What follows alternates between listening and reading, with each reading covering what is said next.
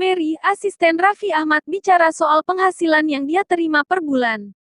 Sebagai informasi, Mary sudah lebih dari 15 tahun mengabdi pada suami Nagita Slavina.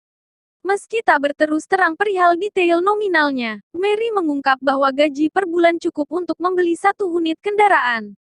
Ya, alhamdulillah. Saya nggak pernah kasih tahu sih.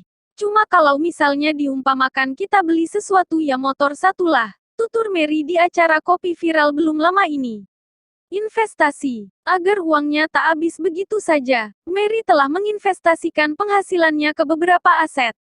Di luar itu, dia juga diberi kendaraan oleh Raffi Ahmad. Rumah sudah, investasi tanah. Mobil sudah juga dikasih. Raffi Ahmad, kata pria asal Madura ini.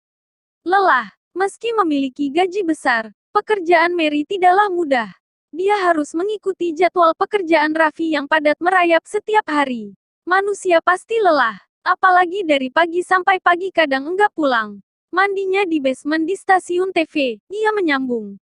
Bersyukur, setiap pekerjaan memiliki suka duka dan dia sangat mensyukuri pekerjaannya saat ini.